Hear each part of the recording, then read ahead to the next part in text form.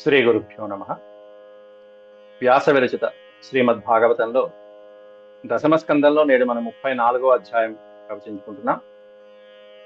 ఈ అధ్యాయంలో శ్రీకృష్ణ పరమాత్ముడు సల్పినటువంటి మరొక లీల, సుదర్శనుడు అనేటువంటి సర్పాన్ని, అది కూడా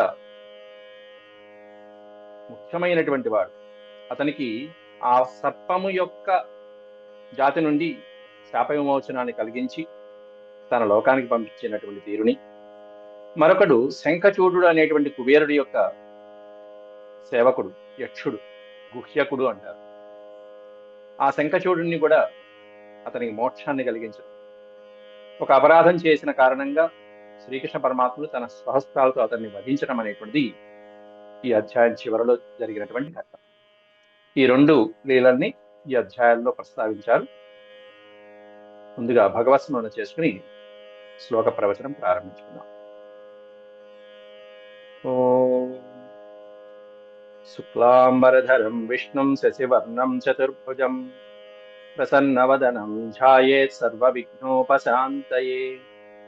వ్యాసం వసిష్ఠనప్తారం శక్తేః పౌత్రమకల్మషం పరాశరాత్మజం వందే సుఖతాతం తపోనిధిం. వ్యాసాయ విష్ణురూపాయ వ్యాసరూపాయ విష్ణవే నమో వై బ్రహ్మనిధయే వాసిష్ఠాయ నమో నమః. నారాయణం నమస్కృత్య నరం చైవ నరోత్తమం దేవీం సరస్వతీం వ్యాసం తతో జయముదీరయేత్. ఈ 34వ అధ్యాయంలో నిన్న మనం 14 శ్లోకాల వరకు చెప్పుకోవడం జరిగింది. నేడు 15వ శ్లోకం నుంచి ప్రారంభించుకున్నాం.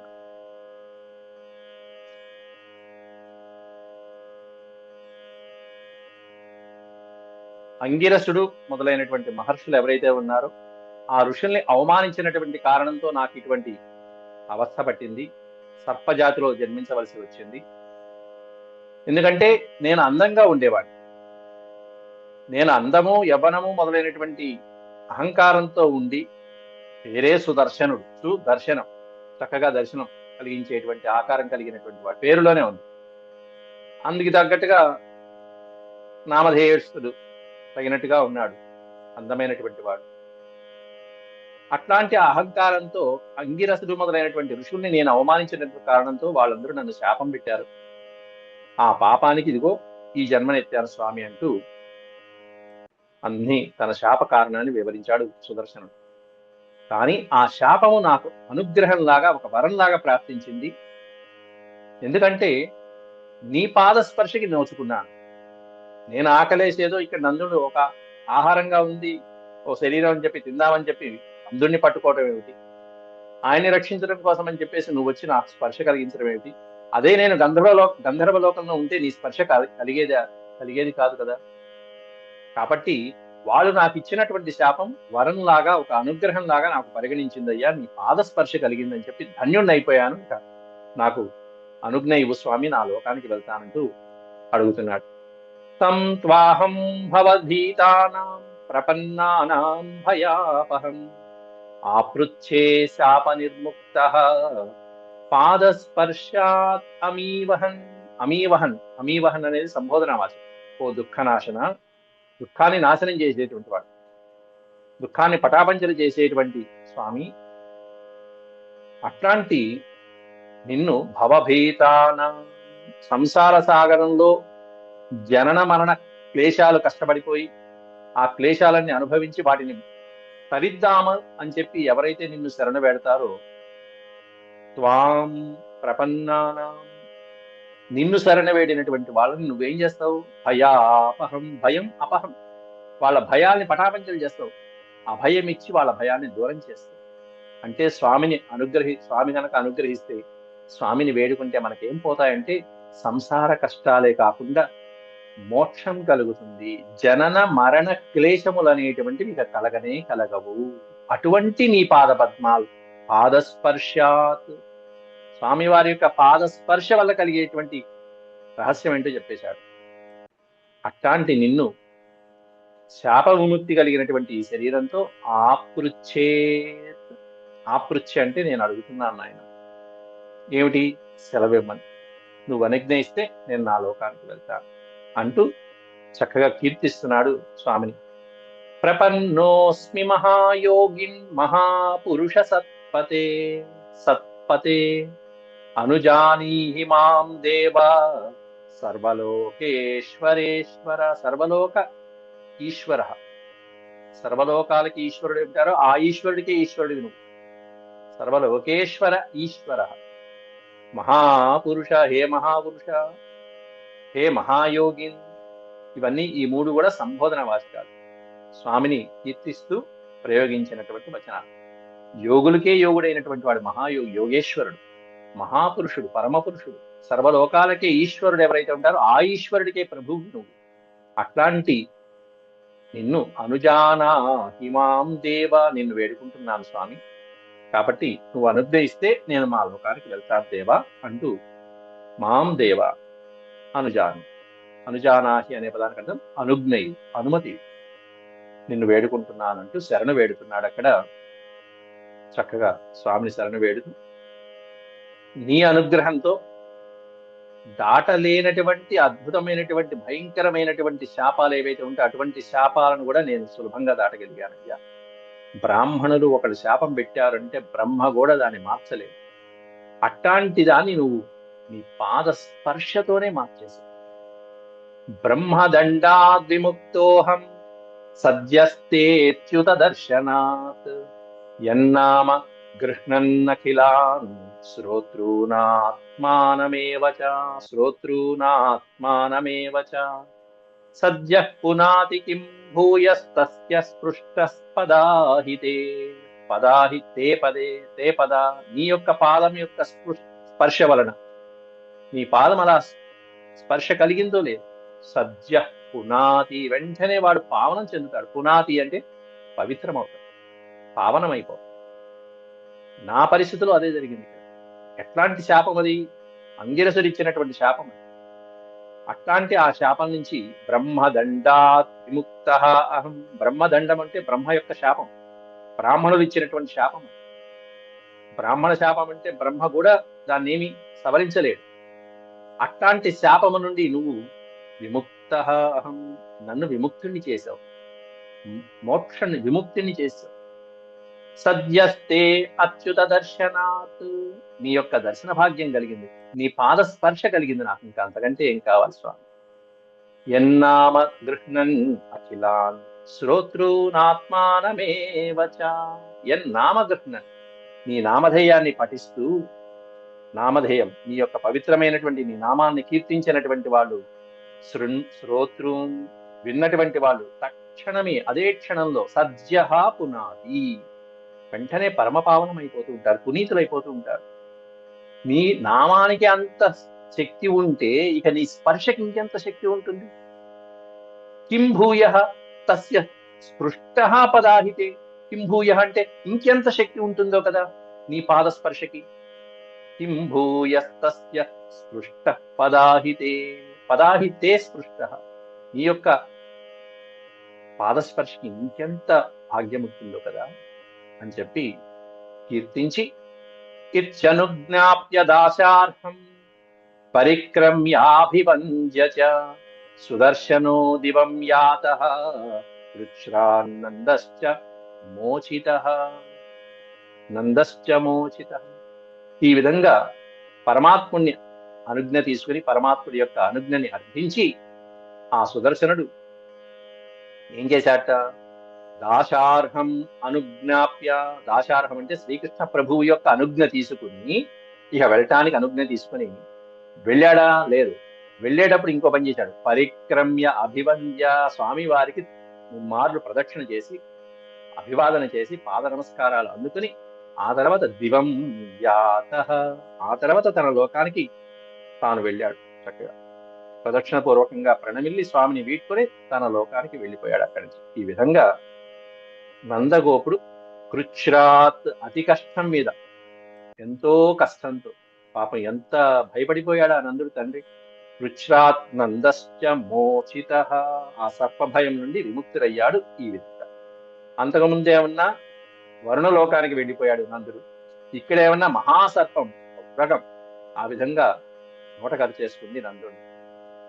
ఇలాగే మహాభారతంలో భీమసేనుని కూడా నోటకరుచుకుంది.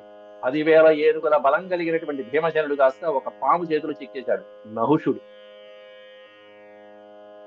అయితే తిన్నాడా? తినలా, కానీ శక్తి లాగేసుకున్నాడు. నహుషుడికి ఉన్నటువంటి ఆ నహుషం అనే సర్పానికి ఉన్నటువంటి విశేషం ఏంటంటే, ఎదురుకుండా ఎవరైనా ఉంటే ముందు వాడి బలాన్ని లాగేస్తుంది. అది దాని యొక్క స్పెషాలిటీ. ఈ 10,000 ఏనుగుల బలం కలిగిన భీమసేనుడి యొక్క బలం కాస్త తుస్సుమంది. ఆ బలం కూడా పోయింది. విడిపించుకోలేకపోయాడు ఆ పాము చేతిలోంచి. చివరికి ధర్మరాజు వచ్చి ఆ ప్రశ్నలు, నహుషుడు వేసిన ప్రశ్నలన్నిటికీ కూడా సమాధానాలు చెప్పి తన తమ్ముణ్ణి రక్షించుకున్నాడు ధర్మరాజు. అదే నహుష ప్రశ్నలని అత్యద్భుతమైనటువంటి నీతి శాస్త్రం. అటు విదురనీతి, నహుష ప్రశ్నలు, యక్ష ప్రశ్నలు మహాభారతంలో అత్యద్భుతమైన ఘట్టాలు. ఎందుకు చెప్తున్నానంటే, మహాభారతంలో, రామాయణాల్లో ఉన్నటువంటి కొన్ని ఘట్టాలు భాగవతంలో కూడా ఈ విధంగా దాదాపుగా అదే సందర్భంగా కనిపిస్తూ ఉంటాయి. అలాగే నిశామ్య కృష్ణస్య తదాత్మ వైభవం వ్రజౌకసో వ్రజౌకసో విస్మిత చేతసస్తతః సమాప్య తస్మిన్ నియమం పునర్వ్రజం నృపాయయుస్తత్ కథయంత ఆదృతాః నృపాయయుస్తత్ కథయంత ఆదృతాః నిశామ్య కృష్ణస్య తదాత్మవైభవం. శ్రీకృష్ణ పరమాత్ముడి యొక్క ఆత్మవైభవం, ఆయన యొక్క గొప్పతనము ఈ విధంగా సుదర్శనుడనే గంధర్వుడి ద్వారా మళ్ళీ విని ఇంత గొప్పతనాన్ని స్వయంగా ప్రత్యక్షంగా చూశారు, వ్రజవాసులందరూ చూశారు. పైగా అతని నోటి ద్వారా కూడా విన్నారు. వ్రజౌకసో విస్మిత చేతసః తతః విస్మిత చేతసః, చేతసః అంటే మనస్సు, విస్మిత చేతసః ఆశ్చర్యపోయినటువంటి మనసులు కలిగిన వారే అలా నోరెళ్ళొట్టి చూస్తున్నారు ఆ మహానుభావుడి యొక్క గొప్పతనాన్ని చూసి కీర్తిస్తూ. సమాప్య తస్మిన్ నియమం పునర్వ్రజం. ఆ తర్వాత ఏదైతే నియమం పెట్టుకున్నారో, శివరాత్రి ఆ రోజు రాత్రి చక్కగా ఉన్నారు, పొద్దునంతా ఉపవాసం చేశారు, రాత్రిపూట కూడా అక్కడ నిద్రించారు, దేవాలయంలో నిద్రించారు. అంబికావనంలో పరమేశ్వరుడు యొక్క ఆలయంలో అటు ఉమా పరమేశ్వరుడు యొక్క పూజ చేసి ఆ నియమాలన్నీ సమాప్య పూర్తి చేసుకుని ఆ తర్వాత నంద గోపాలకులందరూ కూడా పునః వ్రజం, వ్రజము అనే పదానికి అర్థం బృందావనం, మళ్ళీ అక్కడ ఏదైతే బృందావనం ఉందో అక్కడికి తిరిగి వెళ్తున్నారు. నృపాయయు తత్కథయంత ఆదృతా. స్వామివారి యొక్క లీలని కథలుగా గానం చేసుకుంటూ చక్కగా కీర్తించుకుంటూ వాళ్ళందరూ కూడా ప్రేమాదరాలతో పదే పదే కీర్తించుకుంటూ తిరిగి బృందావనానికి బయలుదేరారు, వచ్చేశారు. అలా సుదర్శనుడు అనేటువంటి గంధర్వుణ్ణి శాప విముక్తిని కలిగించినటువంటి ఘట్టాన్ని 19 శ్లోకాల్లో ఈ అధ్యాయంలో వివరించారు. ఇక ఇక్కడి నుంచి మరొక ఘట్టం రాబోతుంది. ఈ ఘట్టంలో బలరామకృష్ణులిద్దరూ కూడా ఒక సాయం సంధ్య వేళ గోపికలతో పాటుగా చక్కగా స్వామి కీర్తనలు, భజనలు ఆలపిస్తూ ఉన్న సందర్భంలో శంఖచూడుడు అనేటువంటి ఒక యక్షుడు వచ్చి గోపికల్ని అపహరించడం జరుగుతుంది. ఆ సన్నివేశం నుంచి స్వామి ఆ శంఖచూడుడికి శాశ్వతమైనటువంటి మోక్షాన్ని కలిగించడం, అది ఏమిటో చూద్దాం. కదాచిదత గోవిందో రామశ్చాద్భుత విక్రమః విజహృతుర్వనే రాత్ర్యాం మధ్యగౌ వ్రజయోషితాం. కదాచిత్ ఒకప్పుడు, గోవింద శ్రీకృష్ణ పరమాత్ముడు, రామశ్చ అద్భుత విక్రమః అద్భుత పరాక్రమాలు కలిగినటువంటి బలరాముడితో పాటుగా, రామశ్చ అంటే బలరాముడి యొక్క సహితంగా శ్రీకృష్ణ పరమాత్ముడు విజహృతు వనే రాత్ర్యాం ఒక సాయం సంధ్య వేళలో రాత్రి అవుతూ ఉండగా మధ్యగౌ అన్నారు. వ్రజయోషితాం మధ్యగౌ. వ్రజయోషిత, యోషిత అంటే స్త్రీలు, అంటే గోపికలు ఎవరైతే ఉన్నారో శ్రీకృష్ణ పరమాత్మని ఆరాధించేటువంటి గోపికలు, ఆ గోపికల యొక్క మధ్యలో బలరామకృష్ణులు ఇద్దరు కూడా ఒక సాయం సంధ్య వేళలో చక్కగా గానాలాపన చేస్తూ ఉన్నారు. ఎట్లా ఉన్నారు, అలాగే ఆ వ్రజయోషితులు ఎంత సుందరంగా ఉన్నారు, వాళ్ళ అలంకారాలు ఎలా ఉన్నాయనేటువంటిది ఈ తర్వాత శ్లోకాలలో వర్ణిస్తున్నారు. ఉపగీయమానౌ లలితం స్త్రీజనైర్బద్ధ సౌహృదైః స్వలంకృతానులిప్తాంగౌ స్రగ్విణౌ విరజోంబరౌ విరజ అంబరౌ స్రగ్విణౌ ఉపగీయమానౌ లలితం. అట్లాంటి ఆ సందర్భంలో శ్రీకృష్ణ పరమాత్ముడు ఎలా ఉన్నాడు, చక్కటి పట్టు పీతాంబరాలు శ్రీకృష్ణ పరమాత్మ. బలరాముడి దేవున్న నీలాంబరం, నీలటి వస్త్రం ధరించినటువంటి వాడు బలరాముడు. శ్రీకృష్ణ పరమాత్మ దేవున్న పీతం అంటే పచ్చడి వస్త్రాన్ని ధరించినటువంటి వాడు. ఆ విధమైనటువంటి వస్త్రధారణలతో బలరామకృష్ణులు ఇద్దరు కూడా కంఠాల యందు చక్కటి సుగంధభరితమైనటువంటి పూలమాలను ధరిస్తూ అలంకరించబడి ఉపగీయమానౌ లలితం స్త్రీజనైర్బద్ధ సౌహృదై, స్త్రీజనులతో కూడుకుని ఉన్నటువంటి వాళ్ళిద్దరు స్వలంకృత అనులిప్తాంగౌ. ఎట్లా ఉన్నారంటే, అనులిప్తములు అంటే శరీరానికి పూసుకునేటువంటి చందనములు, లేకపోతే మాలలు మొదలైనటువంటి ధరించి, చక్కటి మాలలు, కంఠమాలలు మొదలైనటువంటివన్నీ ధరించి, ఆ లేపనాదులతో చక్కటి సుగంధమైనటువంటి వాసనలతో ఉంటూ వారు ధరించినటువంటి ఆభరణాలు కూడా చక్కగా మెరుస్తూ ఉన్నాయి. ఆ సందర్భంలో ఆ మహాత్ముల చుట్టూ చేరి ఉన్నటువంటి వ్రజభామనులు అంతా కూడా చక్కగా స్వామి మీద ఉండేటువంటి అనురాగంతో, భక్తితో, మధురమైనటువంటి స్వరంతో ఆ బలరామకృష్ణులు ఇద్దరి యొక్క గుణగణాలని ఉపగీయమానో కీర్తిస్తూ ఉన్నారట.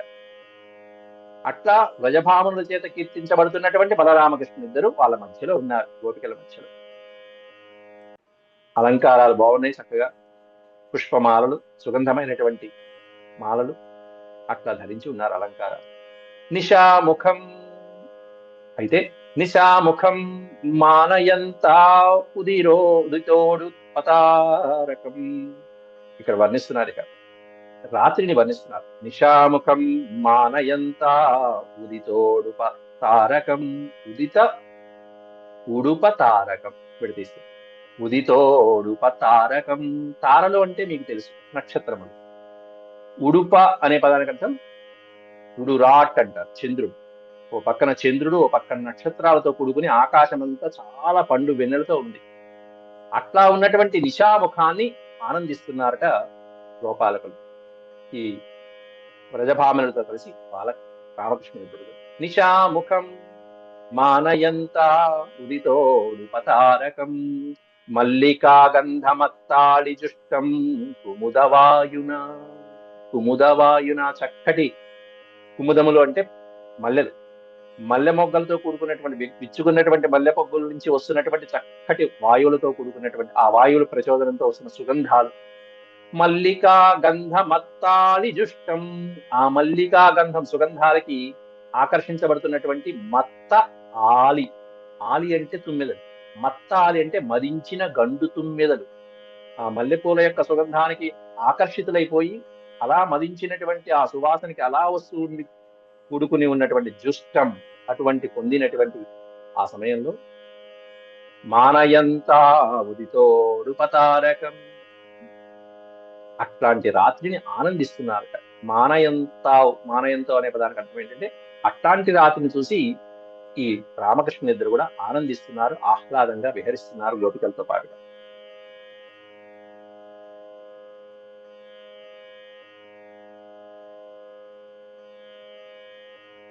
ఆ తర్వాత జగతు సర్వభూతానాం మనశ్రవణ మంగళం తౌ కల్పయంతౌ యుగపత్ స్వరమండల మూర్ఛితం. జగతు సర్వభూతానాం మనశ్రవణ మంగళం. ఎట్లా ఉంది అంటే రామకృష్ణుల యొక్క ఆ గానం ఎట్లా ఉంది, వాళ్ళు పాడుతున్నటువంటి కీర్తనలో పక్కన ఏమన్నా వ్రజభామనులు పాడుతున్నారు, అందులో రామకృష్ణ ఇద్దరు కూడా గానం చేస్తున్నారు. ఎట్లా పాడుతున్నారు అనేది వర్ణిస్తున్నారు ఇక్కడ. మనశ్రవణ మంగళం, ఓ పక్కన మనసుని ఆహ్లాదపరుస్తున్నది ఆ గానాలు, చెవులకి ఇంపుగా ఉంది.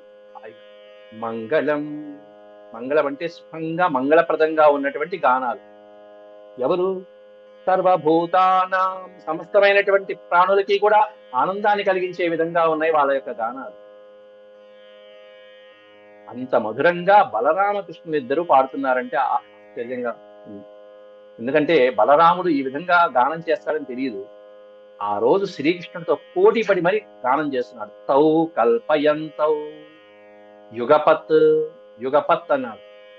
ఆ యుగపత్ అనేటువంటిది ఒకేసారి ఆయన కృష్ణ పరమాత్ముడు ఏ రాగాన్ని అందుకున్నాడో ఆ రాగాన్ని తీసుకుని బలరాముడు కూడా అదే రాగాన్ని చక్కగా పాడుతూ ఆరోహణ అవరోహణ, అలాగే షడ్జమము మధ్యమము గాంధర్వం మొదలైనటువంటి స్వరమండల మూర్ఛితం. స్వరమండల మూర్ఛితం స్వరాల యొక్క మండలం అంటే సమూహం. ఎన్ని రకాల స్వరాలు అయితే ఉన్నాయో అన్ని రకాల స్వరాల యొక్క సమూహం. సరిగమ పదనిసల్లో ఉండేటువంటి ఆ స్వరాల యొక్క అవరోహణ, ఆరోహణ, అలాగే అనేక స్వరములు, షడ్జమం, మధ్యమం మొదలైనటువంటి రాగాలు ఏవైతే ఉన్నాయో అన్ని రకాల మండలాలతో పాటుగా కూడుకొని ఉన్నటువంటి ఆ క్రమాలు ఏవైతే ఉన్నాయో ఆ క్రమ మూర్ఛనం అంటారు దాన్ని. మూర్ఛితం, మండల మూర్ఛితం, అటువంటి మూర్ఛనాలలో యుగపత్ ఒకేసారి పాడుతున్నారు బలరామకృష్ణుడు. అట్లా తౌ కల్పయంతో ఆ విధంగా వాళ్ళు గానం చేస్తుంటే సర్వభూతాన మనః శ్రవణ మంగళం, సమస్త ప్రాణులకి కూడా మనస్సు ఆనంద పరవశమైపోతున్నదిట అట్లా వాళ్ళు పాడుతుంటే. జగతుహు అనే పదం ఉంది కదా, జగతుహు అంటే గానం చేశారు అన్నట్టు. ఆ విధంగా గానం చేశారు బలరామకృష్ణుడు. వాళ్ళ గానానికి జగత్తు తన్మయమైపోతుంటే, సర్వభూతాలు తన్మయమైపోతుంటే ఎదురుకుండా ఉన్నటువంటి వ్రజభాములు ఆ స్త్రీల పరిస్థితి ఇంకేం చెప్పాలి, గిలగిల్లాడిపోతున్నారు ఆ పాటలతో, మైమర్చిపోతున్నారు. ఇక అదే వర్ణిస్తుంది. ఇక వాళ్ళకి ఒళ్ళు తిరిగిట బాబు. గోప్యస్తద్గీతమాకర్ణ్య మూర్ఛితా నావిదన్ నృప. ఓ మహారాజా, పరీక్షిత్ మహారాజా, ఆ గాన మాధుర్యాలని ఆలకించినటువంటి గోపభామినుల యొక్క పరిస్థితి ఎలా ఉంది అంటే, బలరామకృష్ణుద్దరు అంత సుందరంగా పాడుతుంటే గోప్య తద్గీతమాకర్ణ్య, ఆ గీతములని ఆలకించినటువంటి గోపికా జనాలు మూర్ఛి అవిదన్ అంటే తమని తాము తెలుసుకోలేనంతగా మైమరిచిపోయారు వాళ్ళు. చివరికి ఎట్లా ఉంది వాళ్ళ పరిస్థితి అంటే సంస్రంసద్దుకూలమాత్మానం స్రస్త కేశస్త్రజం తతః అన్నారు. స్రంసద్దుకూలమాత్మానం, దుకూలము అంటే వస్త్రము, వారి ఒంటి మీద ఉన్నటువంటి వస్త్రము కూడా సరి చేసుకునేటువంటి స్థాయిలో లేరు. ఆత్మానం వాళ్ళే తమను తామే మర్చిపోయారు.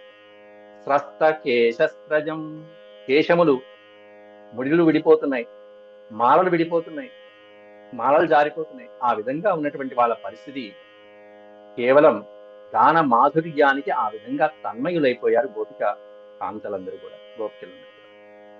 ఈ విధంగా చక్కగా ఆ సాయం వెన్నెలలో రాత్రిపూట ఆనందంగా క్రీడిస్తున్నారు. ఏవం విక్రీడతో స్వైరం గాయంతో సంప్రమత్తవత్, ఈ విధంగా స్వైరం గాయంత, శ్రీకృష్ణ పరమాత్మ బలరామకృష్ణ ఇద్దరితో పాటుగా వాళ్ళు కూడా చక్కగా వెనకాల కోరస్ ఇవ్వటం అంటారు చూసారా, ఆ విధంగా వాళ్ళు కూడా గోపభామినులు కూడా స్వరం కలుపుతూ ఏవం విక్రీడతో స్వైరం, వారిద్దరూ ఈ విధంగా హాయిగా ఆనందిస్తూ ఉంటే గాయంతో సంప్రమత్తవత్, సంప్రమత్తవత్ అని చూసారా, ఇది కింద శంఖచూడు అనేటువంటి యక్షుడికి సంబోధన వాచకం. సంప్రమత్తవత్ అంటే మదించినటువంటి వాడు, మత్తులో ఉన్నటువంటి వాడు. ఓ పక్కన వీళ్ళు గానమాధుర్యంలో హాయిగా కీర్తనంలో లీనమైపోయిన సందర్భంలో మత్తులో ఉన్న మదంతో ఉన్నటువంటి ఒక శంఖచూడు అనేటువంటి వాడు వస్తున్నాడు. శంఖచూడ ఇతి ఖ్యాతో ధనదానుచరోభ్యగాత్. దీంట్లో ఈ పదంలో ధనద అనుచరో అభ్యగాత్ విడతీస్తే, ధనదుడు అంటే ధనం ఇచ్చేవాడు, కుబేరుడు. ధనానికి అధిపతి. అనుచరో అభ్యగాత్, కుబేరుడి యొక్క అనుచరుడు ఎవరైతే ఉన్నారో ఆ యక్షులు గుహ్యకులు మొదలైనటువంటి వాళ్ళందరూ ఉంటారు. దాంట్లో శంఖచూడు అనేటువంటి ఒక అనుచరుడు అక్కడికి మదంతో మత్తుతో వచ్చాడు. సంప్రమత్తవత్ శంఖచూడ ఇది ఖ్యాత. శంఖచూడు అనేవాడు ఇక్కడ కుబేరుడి యొక్క అనుచరుడు. శంఖచూడు అనే పేరుతో ఇంకొక రాక్షసుడు కూడా ఉన్నాడు దానవులలో, మహావిష్ణువు చేతిలో మరణించినటువంటి వాడు శంఖచూడు. ఈ శంఖచూడు ఏమన్నా కుబేరుడి యొక్క అనుచరుడు. అయితే ఈ శంఖచూడు అక్కడికి వచ్చి ఈ గోపికల్ని అపహరించడం జరుగుతున్నది. బలరామకృష్ణుడితో ఉన్న గోపికలు. తయోర్ నిరీక్షతో రాజం స్తన్నాథం ప్రమదాజనం క్రోశంతం కాలయామాస దిశ్యుదీత్యామశంకితం అన్నారు అక్కడ.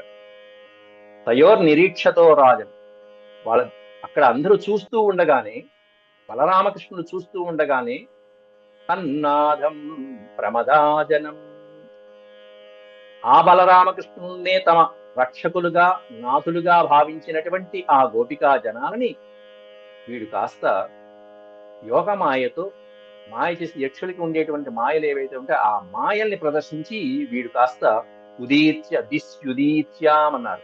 దిశి ప్లస్ ఉదీత్యాం. ఉదీత్యాం దిశి అంటే ఉత్తర దిక్కు. ఉత్తర దిక్కుకి కాలయామాస క్రోశంతం, కాలయామాస అక్కడికి ఉత్తర దిక్కుకి తీసుకువెళ్ళిపోయాడు వాడి యొక్క యోగమాయ. ఎవరిని? ఈ గోపికలందరినీ. ఎట్లాంటి గోపికలయ్య అంటే పరమాత్మున్నే రక్షకుడిగా నాథుడిగా చేసుకున్నటువంటి గోపిక. ఇక వాళ్ళు అరుస్తున్నప్పటికీ కూడా క్రోశంతం, వాళ్ళకి దిక్కు తోచట్లా, ఎటు వెళ్తున్నారో వాళ్ళకి తెలియట్లా. రక్షకుడైనటువంటి కృష్ణ ప్రభువు ఎక్కడున్నాడో వాళ్ళకి తెలియట్లా. యోగమాయతో వాడు తీసుకువెళ్తుంటే క్రోశంతం, ఆక్రోశిస్తున్నారు. వీడేమన్నా నిస్సంకితంగా తీసుకెళ్తున్నాడు, ఏ మాత్రం సందేహం లేకుండా, సంకోచం లేకుండా నిర్భయంగా వీడు తీసుకువెళ్తున్నాడు. వీడు అట్లా గోపికలు కాస్త శంఖచూడుడి చేత ఉత్తర దిక్కుకి వైపు యోగమాయతో తీసుకువెళ్ళబోతున్నారు. ఎప్పుడైతే ఈ గోపికల యొక్క ఆర్తనాదం విన్నాడో శ్రీకృష్ణ పరమాత్మ, వెంటనే బలరామకృష్ణులిద్దరూ ఆ రాక్షసుడిని, ఆ శంఖచూడుణ్ణి, యక్షుణ్ణి అనుసరించడం జరిగింది. క్రోశంతం కృష్ణ రామేతి విలోక్య స్వపరిగ్రహం యథాగా దస్యునా గ్రస్తా అన్వధావతాం.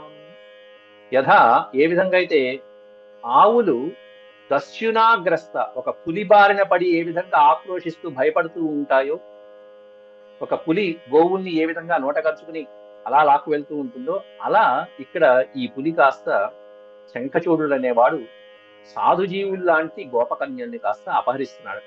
వాళ్ళు ఏమన్నా ఆక్రోశిస్తున్నారు. కృష్ణ రామేతి, హే రామ, హే కృష్ణ, ఓ బలరామ, ఓ కృష్ణ అంటూ వాళ్ళు ఆక్రోశిస్తున్నారు. అట్లా ఆక్రోశిస్తున్నటువంటి స్వపరిగ్రహం విలోక్య, స్వపరిగ్రహం, తనని నమ్ముకున్నటువంటి ఆ జనుల్ని చూసి వెంటనే భ్రాతరౌ అంటే సోదరులు ఇద్దరు కూడా భ్రాతరావన్వధావతాం అనుసరించి వెళ్ళారు. ఆ యక్షుడు శంఖచూడు ఎటువైపు వెళ్ళాడో ఆ మార్గంలోకి బలరామకృష్ణుడు కూడా అన్వధావతాం పరిగెడుతూ వాడిని పట్టుకోవడం కోసం వాడు యోగమాయ ప్రదర్శించాడు. టక్మని వీళ్ళందరినీ తీసుకువెళ్తున్నాడు. వాడు వెళ్తున్నటువంటి దిక్కు ఎటువైపో తెలుసు కాబట్టి కృష్ణ బలరామకృష్ణ ఇద్దరు కూడా అనుసరించి వెళ్ళారు. వెళ్తూ ముందు స్త్రీలకి ధైర్యం చెప్తున్నారు. మా భైష్టేత్యభయా రావము అంటే శబ్దం, ముందు మీరు భయపడమాకండి అంటూ శబ్దం చేస్తున్నారు వెళ్తూ కృష్ణ బలరాముడితో. మా భైష్టేత్యభయా రావౌ శాలహస్తౌ తరస్వినౌ ఆసేదతు తం తరసా త్వరితం గుహ్యకాధమం. గుహ్యక అధమం, వాడు గుహ్యకుడు, యక్షుడు గుహ్యకుడు మొదలైనటువంటి వాళ్ళు కుబేరుడి యొక్క అనుచరు. ఆ గుహ్యకులలో అధముడైనటువంటి వాడు, ఎందుకంటే స్త్రీలని అపహరిస్తున్నాడు వీడిక్కడ, ఎందుకంటే మత్తులో ఉన్నాడు. ఆ మత్తులో మదించినటువంటి గుహ్యకుడు చేసినటువంటి అధమమైనటువంటి ఈ పనికి ముందు ఆ స్త్రీలకి ధైర్యం చెప్తున్నారు. శాలహస్తౌ తరస్విను, ఇక్కడ శా అనే అక్షరం ఉంది చూసారా, ఇక్కడ మెలికశా పడింది, ఇక్కడ కుంటిశా ఉంటే బాగుంటుంది. శాలహస్తం ఉండాలి, శాల కాదు. సంస్కృతంలో శాల అంటే పర్ణశాల, గజశాల అన్నట్టుగా ఉంటుంది. అక్కడ ఉండాల్సిన అక్షరం ఏంటంటే సా, మామూలు సకారం ఉండాలి, సాధనలో సకారం ఉండాలి. అప్పుడు సాలహస్తం అంటే పొడుగైనటువంటి, సాల వృక్షం అంత పొడుగైనటువంటి అని అర్థం. అక్కడ శాల కాకుండా అక్షరం తప్పుపడింది అక్కడ. మా భైష్టేత్యభయా రావౌ, మీరేం భయపడకండి, మేము అభయమిస్తున్నాం, మేము వస్తున్నామని చెప్పేసి పొడుగైనటువంటి చేతులతో తరస్వినో అంటే వేగంగా అనుసరిస్తూ ఆ శంఖచూడుని అనుసరిస్తూ త్వరపడుతున్నటువంటి వాళ్ళిద్దరు కూడా బలరామకృష్ణ ఇద్దరు ఆసేదతు తం తరసా త్వరితం ఆసేదుతు, వెళ్ళి ఆ గుహ్యకాదముని దగ్గరికి వెళ్ళి అడ్డుపడ్డారు. ఆసేదతు అడ్డుపడ్డారు, అడ్డుపట్టడానికి ప్రయత్నిస్తున్నారు, అడ్డుపట్టడానికి పరిగెడుతున్నారు. అయితే ఎప్పుడైతే బలరామకృష్ణుడు దగ్గరికి వచ్చేశారో, దగ్గరకు రావడం చూసి ఈ రాక్షసుడి కాస్త ఏం చేశాడు, వణికిపోయి అమ్మో వీళ్ళు నన్నే అనుసరిస్తున్నారంటే వీళ్ళు నన్ను తప్పకుండా ఏదో ఒకటి చేస్తారు, కాబట్టి ఈ పని ఆపడం మంచిదని చెప్పి తెలుసుకుని స్త్రీలని అక్కడ వదిలిపెట్టి వీడు పారిపోయాడు. సవీక్ష్య తావనుప్రాప్తౌ కాల మృత్యు ఇవోద్విజన్ విసృజ్య స్త్రీజనం మూఢః ప్రాద్రవత్ జీవితేచ్ఛయ, జీవితేచ్ఛయ బతుకుంటే ఏదైనా చేసుకోవచ్చు అని చెప్పి జీవితం మీద ఆశతో వీడు కాస్త ఈ మూర్ఖుడు మూఢః ప్రాద్రవత్, ప్రాద్రవత్ అంటే పారిపోయాడు. ఏం చేశాట? స్త్రీజనం విసృజ్య, అక్కడ ఉన్నటువంటి వాడు తీసుకువెళ్తున్నటువంటి స్త్రీ జనాన్ని కాస్త విడిచిపెట్టేసి అక్కడ వాడి జీవితం రక్షించుకోవడం కోసం అని చెప్పి, ప్రాణాలు రక్షించుకోవడం కోసం పారిపోయాడు వాడు అక్కడి నుంచి. ఎందుకని? వాళ్ళు పరిగెత్తను చూసి బలరామకృష్ణులు వెంటబడ్డారు. ఎలా వెంటబడ్డారు పైన చెప్తున్నాడు. కాలమృత్యు ఇవ ఇవోద్విజాన్, ఇవ ఉద్విజన్, అంత వేగంగా వెంటబడుతూ తరుముతూ యోగమాయతో వీడు తీసుకెళ్తున్నప్పటికీ ఆ మాయని మించినటువంటి మాయతో వాళ్ళు అనుసరించడం చూసి వీళ్ళు కాలమృత్యువులు, నా పాలిట మృత్యుదేవతల్లా వస్తున్నారు కాబట్టి ఇక శ్రేయస్కరం కాదని చెప్పేసి అక్కడ వదిలిపెట్టేసి వెళ్ళిపోతున్నాడు. ఆ స్త్రీ జనాన్ని వదిలిపెట్టాడు, వీడు ఇంకో మార్గంలో వెళ్ళిపోయాడు. అయితే ఆ వదిలిపెట్టిన చోట బలరాముడున్నాడు, కృష్ణుడు వీణ్ణి వెంటాడాడు. తమన్వధావత్ గోవిందో యత్ర యత్ర సధావతి, యత్ర యత్ర సధావతి, వాడు ఎక్కడెక్కడికైతే పారిపోతున్నాడో పరిగెడుతున్నాడో తం అన్వధావత్ గోవింద, గోవిందుడు వాణ్ణి అనుసరిస్తూ పరిగెత్తాడు శ్రీకృష్ణ పరమాత్మ. ఇక్కడేమన్నా స్త్రీలకి రక్షణగా బలరాముడున్నాడు. జిహీర్షుస్తచ్చిరోరత్నం తస్థౌ రక్షణ్ స్త్రియో బలః, స్త్రియో బలః రక్షణ్, స్త్రీలకి భయంతో ఉన్నారు. ఆ భయంతో ఉన్నటువంటి స్త్రీలకి ఇప్పుడు భయం పోవాలంటే ఒక కాపలాగా బలరాముడు ఉండాలి. కాబట్టి బలరాముడి రక్షణలో వీళ్ళని చూసుకుంటున్నాడు. ఆయనమనే వెళ్ళిపోయారు. ఎందుకంటే ఆ వెళ్తున్నటువంటి ఆ శంఖచూడుడి దగ్గర ఒక రత్నం, శిరోరత్నం ఒకటి ఉంది. జిహీర్షు తత్ శిరోరత్నం, వాడి శిరస్సులో ఉన్నటువంటి రత్నం ఏదైతే ఉందో ఆ రత్నాన్ని తీసుకురావడం కోసం అని చెప్పి శ్రీకృష్ణ పరమాత్ముడు వెళ్ళాడు. మహాభారతంలో అశ్వత్థామకు ఉంటుంది శిరోనామకాస్త్రం, దాన్ని ప్రయోగిస్తాడు. ఆ శిరస్సులో ఉండే రత్నం అది అహంకారానికి వాటికి ప్రతీకలు కొన్ని యోగ సాధనతో ఉంటాయి, మహాపురుషులైన వాళ్ళకి ఉంటాయి. అలాగే మదించినటువంటి ఏనుగుల శిరస్సుల్లో ఉంటాయి ముత్యాలు. అలాగే పాముల్లో అద్భుతమైనటువంటి నాగపాము మొదలైనటువంటి వాటిల్లో మణులు ఉంటాయి. ఇవి సాధారణంగా మనం విన్నటువంటివి. ఇట్లా అక్కడ అశ్వత్థామకు ఉంటుంది శిరోరత్నము, ఇక్కడ శంఖచూడు అనేటువంటి ఈ గుహ్యకుడికి కూడా ఉంది. ఆ శిరోరత్నాన్ని తీసుకురావడానికి వెళ్తున్నాడు కృష్ణ పరమాత్మ. అవిదూర ఇవాభేత్య శిరస్తస్య దురాత్మనః జహార ముష్ఠినైవాంగ సహచూడామణిం విభుః. అవిదూర, వాడు ఎంత దూరం ప్రయాణించినా అంత దూరం వెళ్ళాడు. దగ్గరలోనే వాడిని పట్టుకుని శిరస్తస్య, తస్య శిరః, వాడి యొక్క శిరస్సు మీద, ఆ దుర్మార్గుడి యొక్క శిరస్సు మీద జహార, ఒక పిడికిడి ముష్టిఘాతాన్ని ఒక్కడిచ్చాడు కృష్ణ పరమాత్మ. ముష్టి నైవాంగ జహార, ఒకే ఒక్క ముష్టితో వాడి శిరస్సును కొట్టాడు. ఎట్లాంటి శిరస్సు వాడిది? సహ చూడామణి, చూడామణితో కూడుకుని ఉన్నటువంటి ఆ శిరస్సు మీద ఒకే ఒక్క పిడికిడి దెబ్బ శ్రీకృష్ణ పరమాత్ముడు వేసేటప్పటికీ వాడు కాస్త గుడ్లు వెళ్లదీసి ప్రాణాలు విడిచిపెట్టిపారేశాడు. వాడి ప్రాణం పోయింది. అప్పుడు శంఖచూడం నిహత్యైవం మణిమాదాయ భాస్వరం, భాస్వరం మణిమాదాయ, ప్రకాశవంతమైనటువంటి ఆ మణిని తీసుకొచ్చి, ఆ శంఖచూడి యొక్క శిరస్సులో ఉన్నటువంటి ఆ మణిని తీసుకొచ్చి శ్రీకృష్ణ పరమాత్ముడు పెద్దవాడైనటువంటి అగ్రజుడైన శ్రీకృష్ణ బలరాముడికి ఇస్తున్నాడు. అగ్రజాయాదదాత్ ప్రీత్యా పశ్యంతీనాం చ యోషితాం, యోషితాం, ఆ గోపభామినుడు చూస్తూ ఉండగా ఆ మణిని తీసుకొచ్చి, ఇదిగో వాడి మణి అని చెప్పి శంఖచూడిని సంహరించినటువంటి వీరోచిత కార్యం చేసిన వీరుడు శ్రీకృష్ణ పరమాత్మ. అట్లా ఆ వాడి యొక్క శిరస్సులో మణిని తీసుకొచ్చి అగ్రజుడైనటువంటి బలరాముడికి సమర్పించాడు ప్రీతితో, ప్రేమతో. ఇదే మహాభారతంలో భీమసేనుడు ఒక అశ్వత్థామని కొట్టి, అశ్వత్థామ శిరస్సులో ఉన్నటువంటి ఆ మణిని గ్రహించి అర్జునుడు, భీమసేనుడు ఇద్దరు అది తీసుకొచ్చి అన్నయ్య అయినటువంటి ధర్మరాజుకి సమర్పించారు. ఇదిగో అన్నయ్య, శిరోనామకం నువ్వు ధరించు అని చెప్పి సమర్పించారు. ఇది శ్రీమద్భాగవతే మహాపురాణే పరమహంస్యాం సంహితాయాం దశమస్కందే పూర్వార్ధే శంఖచూడ వధో నామ చతుస్త్రింశోऽధ్యాయ సమాప్తః. ఓం శాంతి శాంతి శాంతి. యదక్షరపద భ్రష్టం మాత్రాహీనం చ యద్భవేత్ తత్సర్వం క్షమ్యతాం దేవ. నారాయణ నమోస్తుతే. సర్వం శ్రీకృష్ణార్పణమస్తు. హరి ఓం.